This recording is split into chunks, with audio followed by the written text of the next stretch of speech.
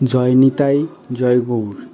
আজ আমরা রায়পুর ব্রজধাম ঠাকুরবাড়ি হইতে পূর্ণ বৈষ্ণবতীর্থ পানিহাটি চিরাদহী দণ্ড মহোৎসবে যোগদানের জন্য রাতারাতি গমন করলাম। অনেকটা পথ অতিক্রম করতে হবে, তাই বেরিয়ে পড়লাম আমরা।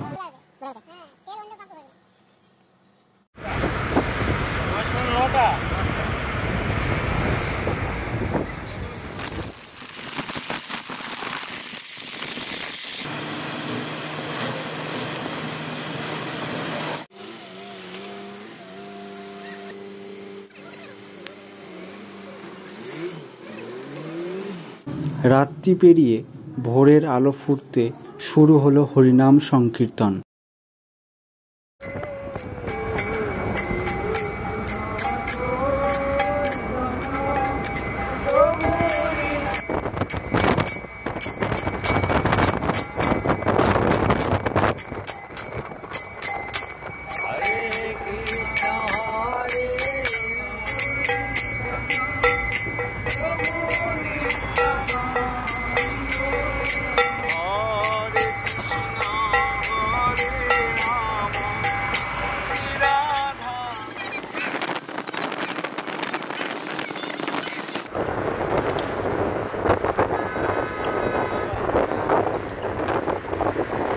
প্রভাতকালে দর্শন হল গঙ্গা মাতা ও দক্ষিণেশ্বরে মাতা ভবতারিণী মন্দির।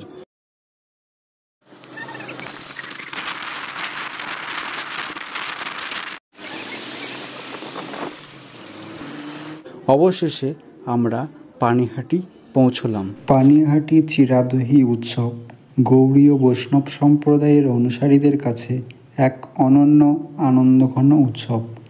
প্রায় 500 বছর আগে পশ্চিমবঙ্গের কলকাতা থেকে 10 মাইল উত্তরে অবস্থিত পানিহাটি গ্রামে এর উৎপত্তি। এই উৎসব চিরা এবং দহি খাওয়ার ঐতিহ্য দ্বারা আলাদা, তাই এর নাম পানিহাটি চিরাদহী উৎসব। গঙ্গা নদীর তীরে অবস্থিত পানিহাটি ঐতিহাসিকভাবে একটি প্রাণবন্ত বাণিজ্য কেন্দ্র ছিল, যা নদীটিকে প্রধান পরিবহন রুট হিসাবে ব্যবহার করত।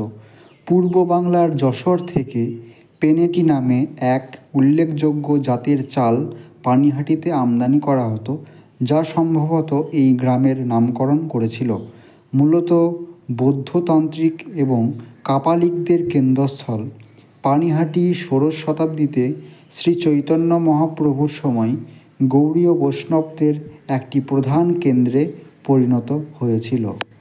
শ্রীল রঘুনাথ দাস গোস্বামী পানিহাটির নিকটবর্তী শ্রীকৃষ্ণপুর গ্রামে এক ধনী জমিদার পরিবারে জন্মগ্রহণ করেন। অল্প বয়স থেকেই তিনি ত্যাগ এবং পার্থিব জীবন থেকে বিচ্ছিন্নতার এক অসাধারণ মনোভাব প্রদর্শন করেছিলেন। তার ধনসম্পদের সত্ত্বেও তিনি বাড়ি ছেড়ে শ্রীচৈতন্যের মিশনে যোগ দিতে চেয়েছিলেন, তবে শ্রীচৈতন্য তাকে তা না করার পরামর্শ দিয়েছিলেন এবং আশ্বস্ত করেছিলেন যে শ্রীকৃষ্ণ শীঘ্রই তাকে মায়ার কবল থেকে উদ্ধার করবেন। ভগবানের নির্দেশ অনুসারে রঘুনাথ দাস একজন সাধারণ ব্যবসায়ীর মতো অভিনয় করছিলেন। যদিও অভ্যন্তরীণভাবে পারিবারিক জীবনে তার কোনো আগ্রহ ছিল না, তবুও তিনি বাহ্যিকভাবে তার ত্যাগ প্রকাশ করেননি। এইভাবে 1 বছর কেটে গেল, তবুও পরের বছর তিনি আবার বাড়ি ছেড়ে যাওয়ার সিদ্ধান্ত নিলেন। তার হৃদয় সর্বদা ভগবান চৈতন্যের সাথে ছিল।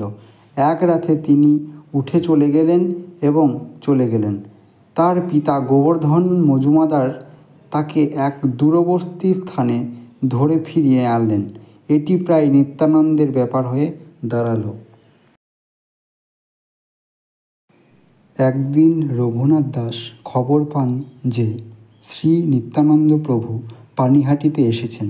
রঘুনাথ দাস তার পিতার কাছ থেকে অনুমতি নিয়ে শ্রী নিত্যানন্দ প্রভুর সাথে দেখা করতে যান। তার সাথে ছিলেন অনেক কীর্তন গায়ক, ভৃত্য এবং সহযোগীরা।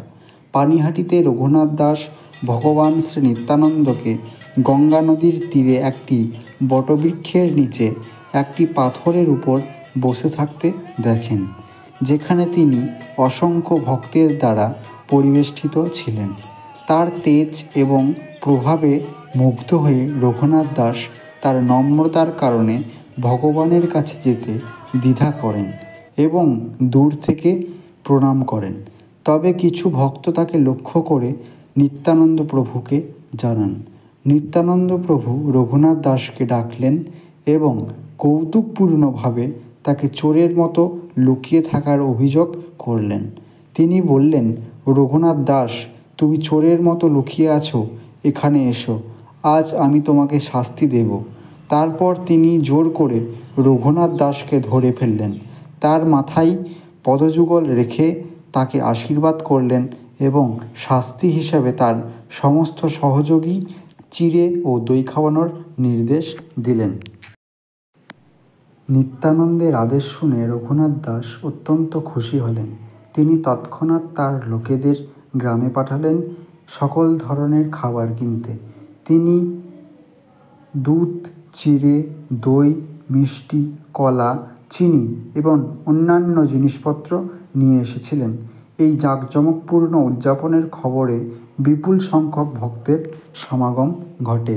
সমস্ত ভক্ত দুটি মাটির পাত্র পেয়েছিলেন। একটিতে দই মিশ্রিত কুঁচি চাল এবং অন্যটিতে ঘন দুধ মিশ্রিত কুঁচি চাল ছিল। তারপর নিত্যানন্দ ভগবান ধ্যানের সময় শ্রী চৈতন্য মহাপ্রভুকে সেই স্থানে নিয়ে আসেন, কিন্তু সকল ভক্ত শ্রী চৈতন্য মহাপ্রভুর উপস্থিতি উপলব্ধি করতে পারেননি। ভগবান শ্রী চৈতন্য এবং শ্রী নিত্যানন্দ প্রভু উভয়েই দেখতে পান যে সবাই চিড়া দহি রান্না উপভোগ করছে। তারপর নিত্যানন্দ প্রভু প্রতিটি হাঁড়ি থেকে এক টুকরো করে ভাত কুচি করে নিয়ে চৈতন্য প্রভুর মুখে ঠেলে দিলেন। ভগবান চৈতন্যও হাসছিলেন। নিত্যানন্দ প্রভুর সাথেও একই আচরণ করেছিলেন এবং যখন তিনি ভগবান নিত্যানন্দকে তা খেতে বাধ্য করেছিলেন তখন তিনি হেসেছিলেন। কয়েকজন ছাড়া কেউ বুঝতে পারেননি নিত্যানন্দ প্রভু যখন ঘুরে বেড়াচ্ছিলেন তখন তিনি কী করছিলেন।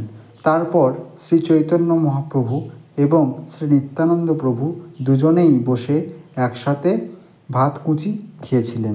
শ্রী নিত্যানন্দ প্রভু সকল ভক্তকে হরিনাম জপ করার নির্দেশ দিলেন। তৎক্ষণাৎ হরিবোল মন্ত্রে বাতাস ভরে উঠল।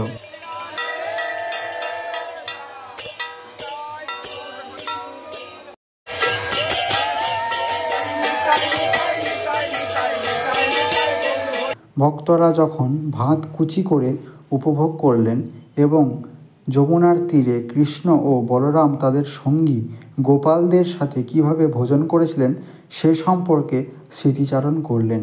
এই গোপালরা এখন শ্রী চৈতন্য মহাপ্রভু এবং শ্রী নিত্যানন্দ প্রভুর সহযোগী হিসাবে আবির্ভূত হয়ে গঙ্গার তীরে একই আনন্দ উপভোগ করছিলেন।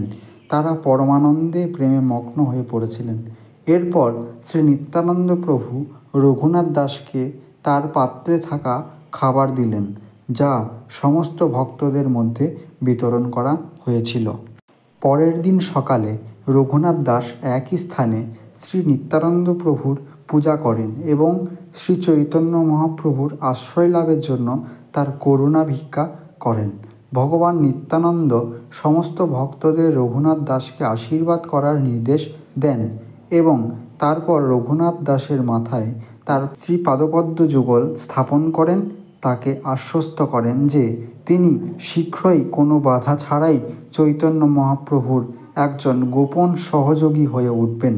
এইভাবে নিত্যানন্দ প্রভুর করুণায় রঘুনাথ দাস শ্রী চৈতন্য মহাপ্রভুর সাথে যোগ দেন এবং বৃন্দাবনের 6 জন বিখ্যাত গোস্বামীর মধ্যে একজন হয়ে ওঠেন। চিরাদহি উৎসব, যা দণ্ড মহোৎসব বা শাস্তির উৎসব নামেও পরিচিত, প্রতি বছর গৌড়ীয় বৈষ্ণবরা এই চমৎকার বিনোদনের স্মরণে উদযাপন করে কেবল পানিহাটিতেই নয়, হরে কৃষ্ণ আন্দোলনের সমস্ত কেন্দ্রেই। এটি জ্যৈষ্ঠ মাসের উজ্জ্বল চাঁদের ত্রয়োদশ তিথিতে পালিত হয়। এখনও পানিহাটিতে যেখানে নিত্যানন্দ বড় বটবৃক্ষের নিচে বসেছিলেন সেই স্থানটি একটি পবিত্র তীর্থস্থানে পরিণত হয়েছে। শ্রী চৈতন্য প্রভুর পরমেশ্বরে সবচেয়ে করুণাময় অবতার হিসেবে পরিচিত হলেও শ্রী নিত্যানন্দ প্রভুর করুণা তার করুণাকেও ছাড়িয়ে যায়।